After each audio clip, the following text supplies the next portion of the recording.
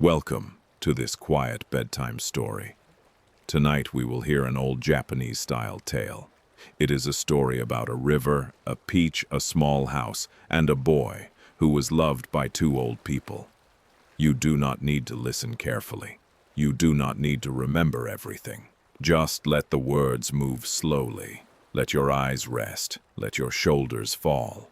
And when you are ready, you may drift away. Long ago, in a small village near the mountains, there lived an old man and an old woman.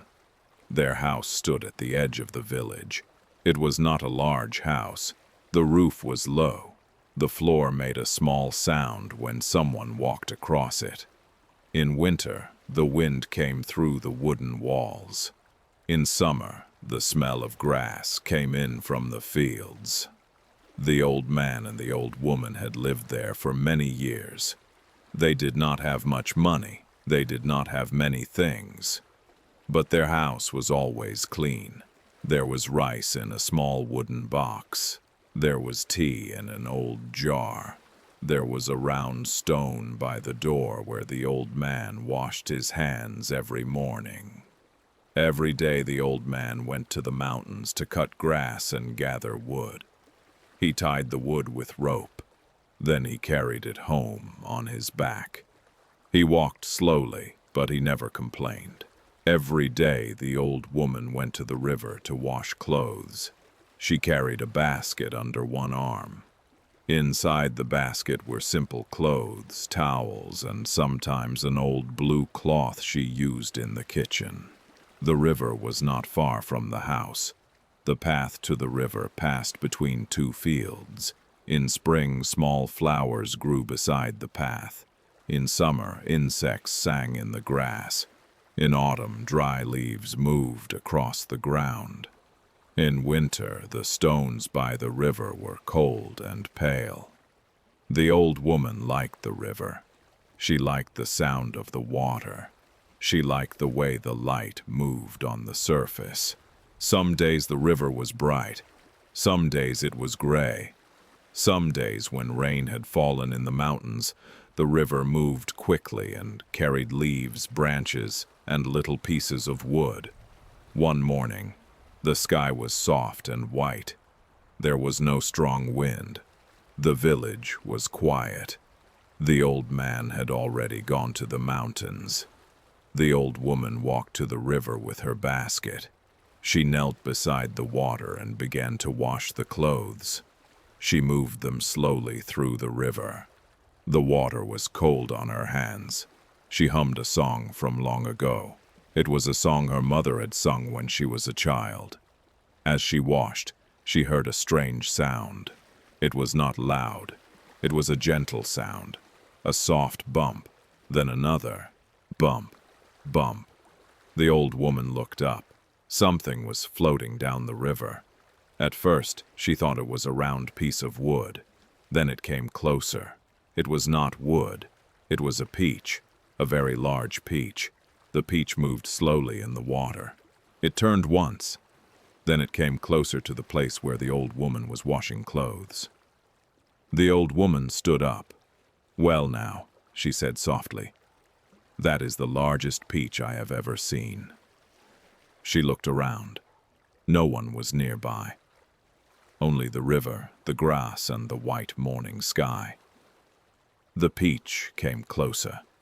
The old woman reached out with both hands. The peach was heavy. She pulled it from the water and set it on the grass. It was warm, even though it had been floating in the cold river. The skin of the peach was smooth. One side was pale yellow. The other side was red like the evening sky. The old woman smiled. "This will surprise him," she said. She did not know where the peach had come from. Maybe from a tree high in the mountains. Maybe from a garden far away. Maybe from somewhere no one could name. She put the peach in her basket. It was so large that the clothes had to sit around it. Then she lifted the basket carefully and walked home. The road home felt longer than usual. The basket was heavy, but the old woman did not mind. She stopped once under a persimmon tree. She rested the basket on the ground. Then she looked at the peach again. It seemed almost too perfect. When she reached the house, she placed the basket near the kitchen. The house was quiet. Sunlight came through the paper window. Dust moved slowly in the light. The old woman made tea and waited for the old man. Late in the afternoon, the old man came home. He put down the wood. He wiped his face with a towel. Then he saw the peach. He stopped. "What is that?" he asked. "A peach," said the old woman. "I can see that," said the old man. "But I have never seen such a peach. I found it in the river." "In the river?" "Yes." It came floating down, very calmly, as if it knew where it was going. The old man sat down beside it. He touched the peach with one finger. It was still warm. The two of them looked at each other. For a little while, neither of them spoke. Then the old woman brought a knife from the kitchen. "Let us cut it," she said. The old man nodded. The knife touched the skin of the peach. But before she could press down, the peach moved, just a little. The old woman pulled her hand back. The old man leaned closer. The peach moved again. Then a thin line appeared along the middle. A soft light came from inside. The old man and the old woman stared at it. The peach opened by itself, slowly, quietly, and inside, wrapped in the sweet smell of fruit, was a baby boy. He was small, his eyes were closed, his hands were curled into little fists. For a moment, the old man and the old woman could not breathe. Then the baby opened his mouth and cried. It was not a sad cry. It was the cry of a child who had arrived somewhere new and did not yet understand the world.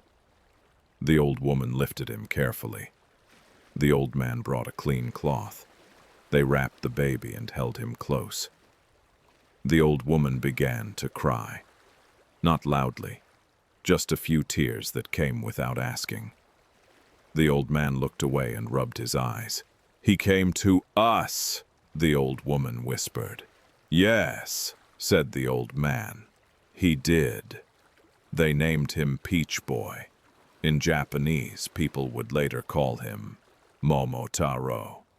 But in that little house, he was simply their boy. The boy grew quickly. Very quickly. By the time one moon had passed, he could sit up. By the time the fields were yellow, he could stand. By the time snow touched the roof, he could walk from the kitchen to the door. He was a cheerful child. He liked rice cakes. He liked warm soup. He liked to sit beside the old man and watch him fix tools. He liked to follow the old woman into the garden. When he laughed, the house felt larger. When he slept, the old man and old woman sat nearby and listened to his breathing. Years passed. The boy grew tall and strong. He helped the old man carry wood. He helped the old woman bring water. He swept the floor. He repaired the fence. He learned the names of trees. He learned the sound of rain before it arrived. He learned how to listen to old people without hurrying them. He was not perfect. Sometimes he ran too fast down the path. Sometimes he dropped a bowl. Sometimes he ate one more rice cake than he should have. But he always apologized. And he always tried again. One evening, the boy sat outside the house. The sun had gone down. The mountains were dark. A small lamp was burning inside. The old man was sharpening a tool. The old woman was folding clothes. From far away, the boy heard voices in the village. They were worried voices, low voices. He looked toward the road. "What happened?" he asked. The old man stopped sharpening.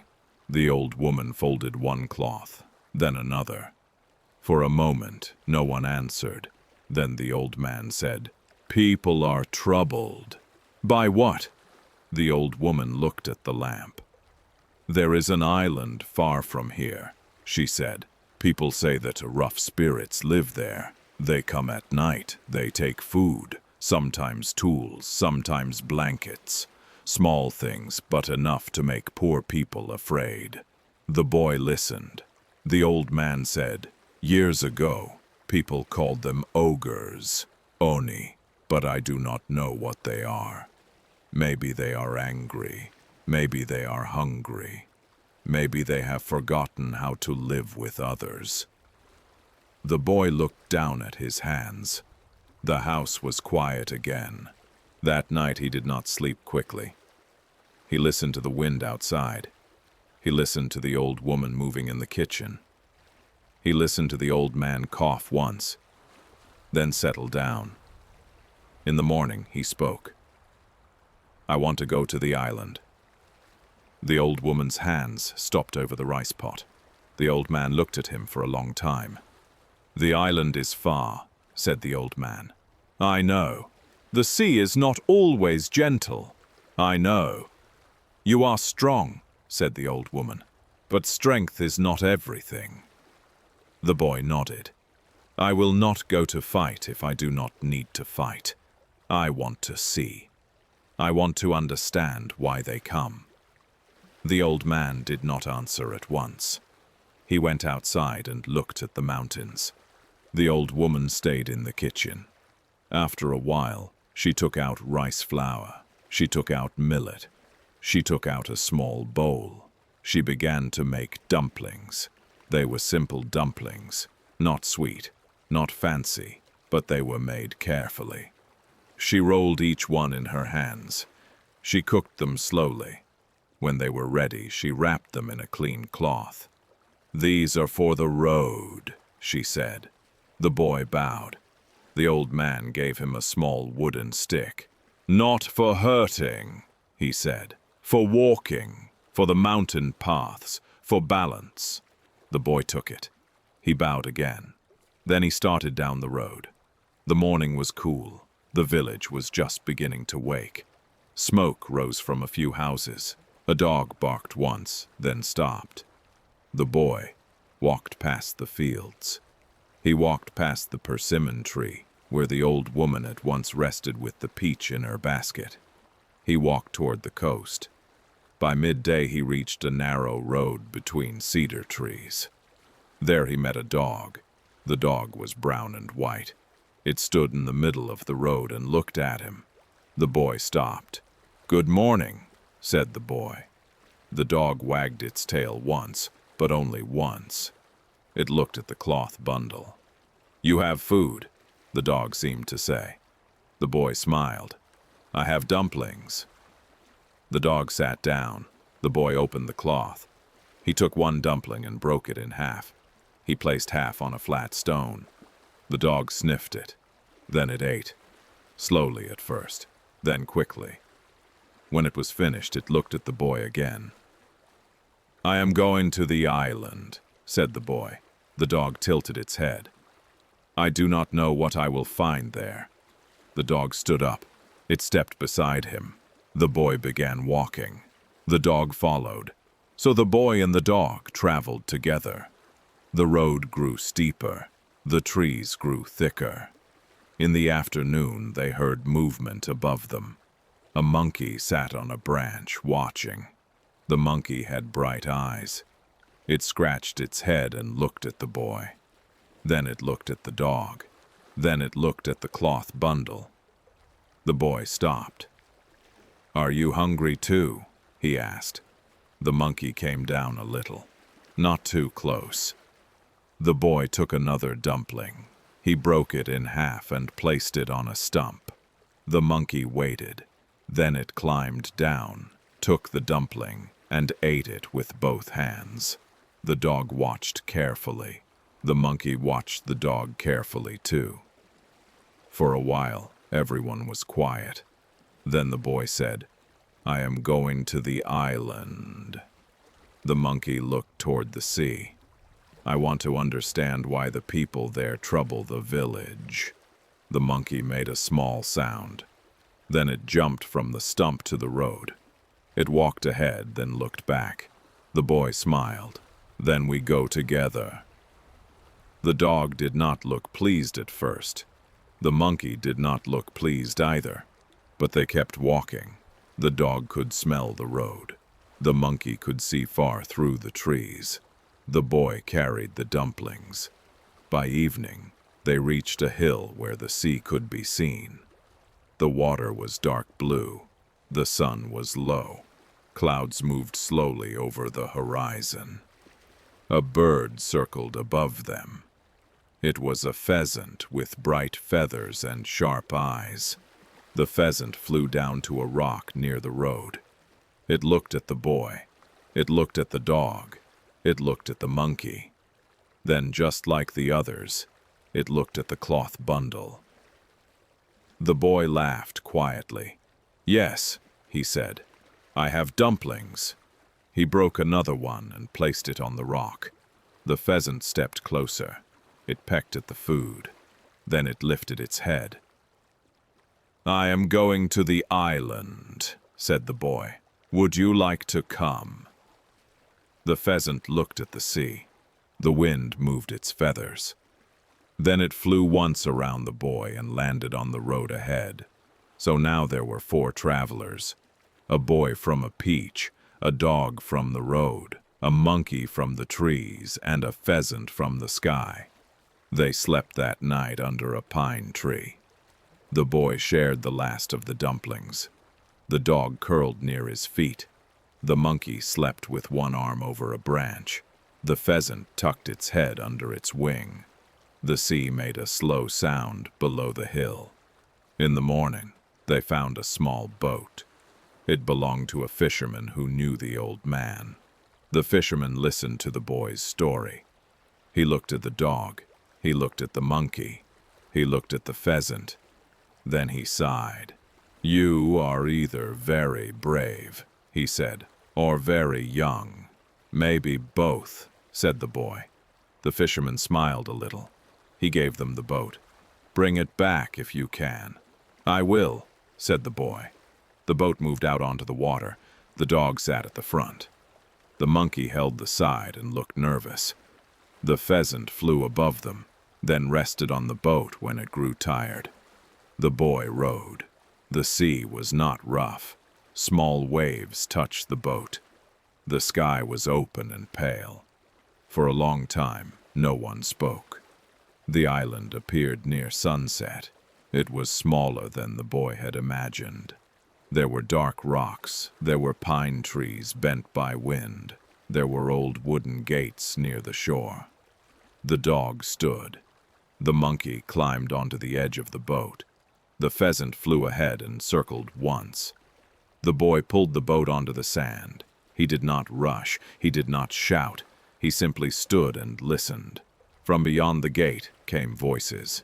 Deep voices. Rough voices, but also tired voices. The boy walked toward the gate. The dog walked beside him. The monkey moved through the rocks. The pheasant watched from above.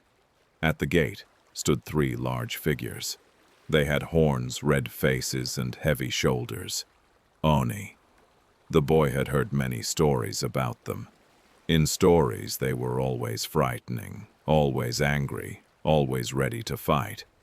But these 3 looked more tired than frightening. One held a broken bowl. One had a cloth wrapped around his arm.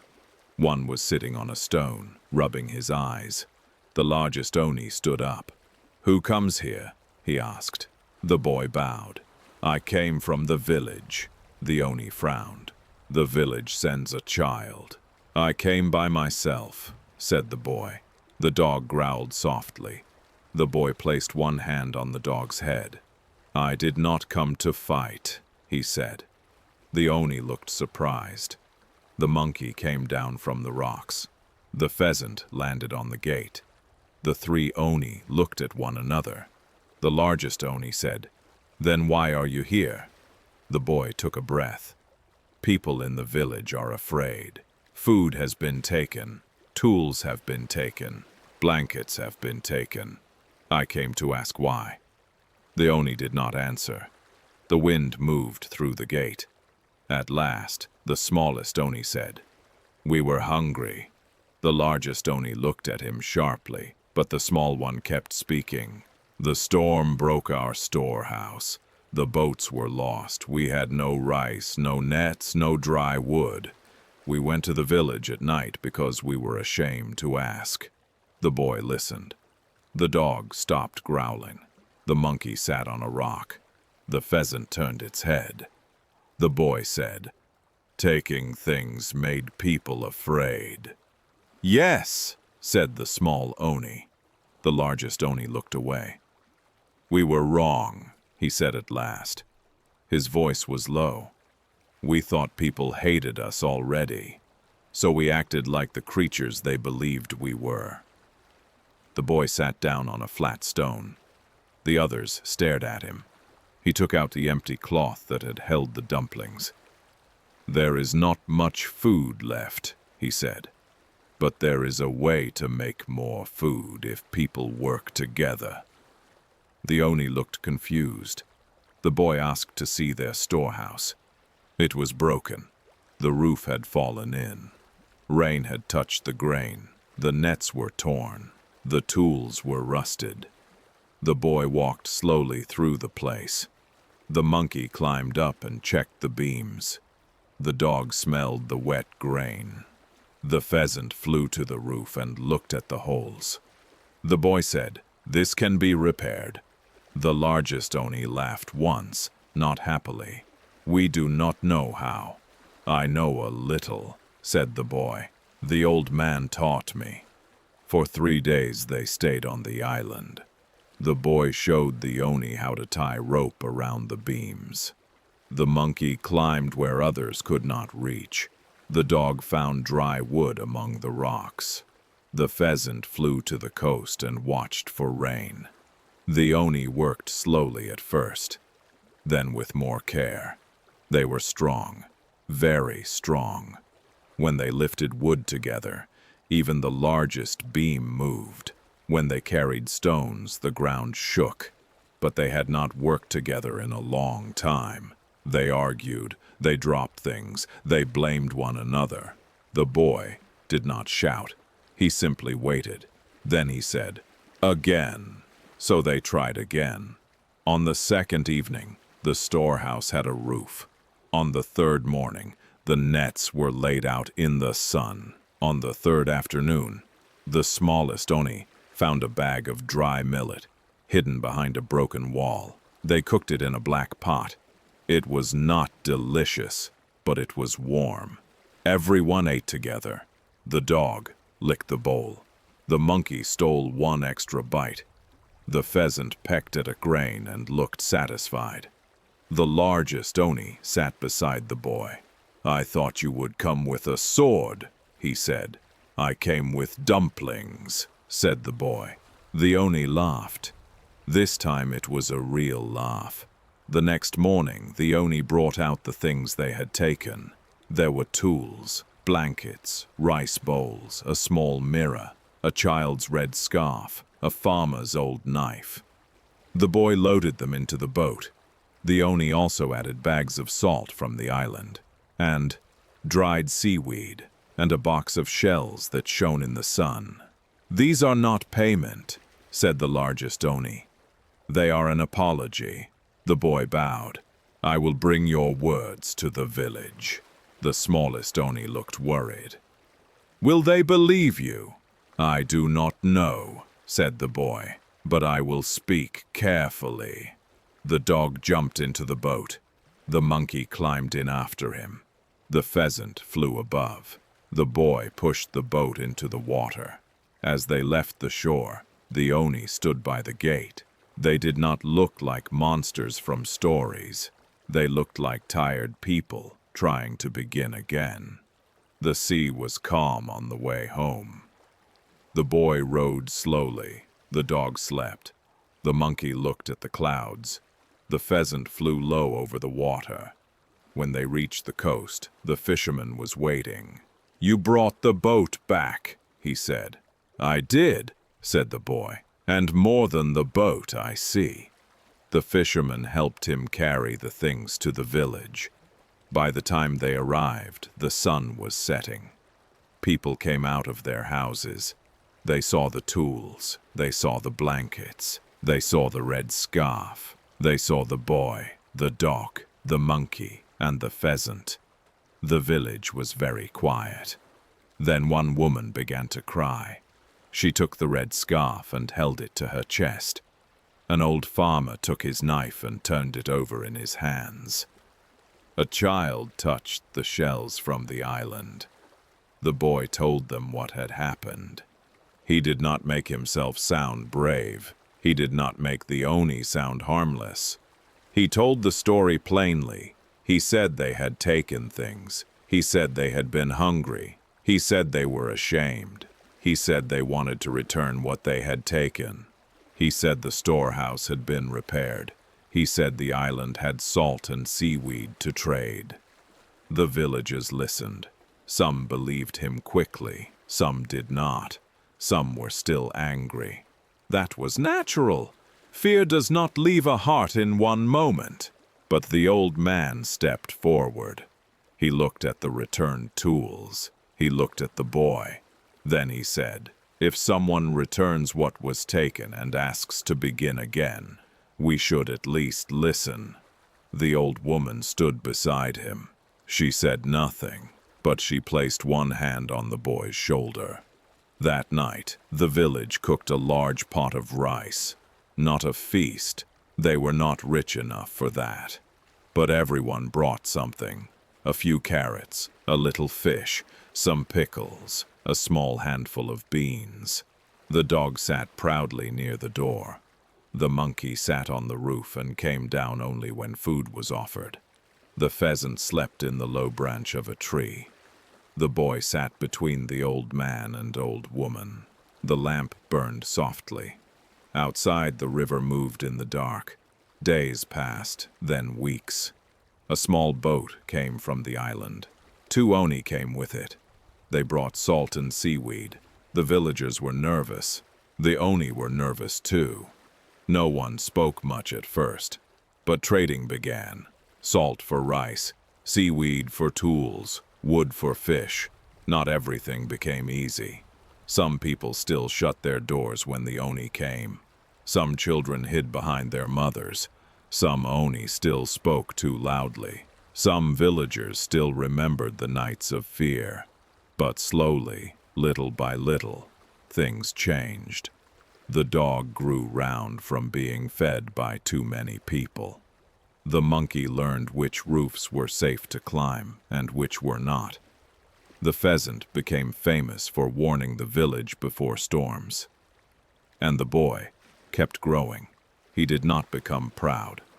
At least, not too proud. Sometimes he liked hearing the story of his journey. Sometimes he smiled when children called him brave.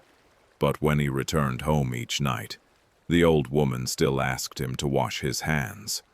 The old man still asked him to fix the fence, and the boy still did both. Years later, people told many versions of the story. Some said the boy defeated the Oni in a great battle. Some said he brought home treasure. Some said the dog, the monkey, and the pheasant were the strongest friends in all Japan. Stories change when they travel. They grow brighter. They grow louder. They become easier to remember. But in the small house by the fields, the old man and old woman remembered the quiet parts. They remembered the peach in the basket. They remembered the baby's first cry. They remembered the boy falling asleep with rice on his cheek. They remembered the morning he left. They remembered the evening he came home. And the boy remembered too. He remembered the river. He remembered the dumplings. He remembered the dog waiting in the road. He remembered the monkey watching from the tree. He remembered the pheasant landing on the rock. He remembered the island at sunset. He remembered that not every problem needed a sword. Some problems needed food. Some needed repair. Some needed someone to listen without turning away. One evening, Many years after the peach came down the river, the boy sat outside the house again. The old man was older now. The old woman moved more slowly. The dog slept by the door. The monkey sat in the persimmon tree.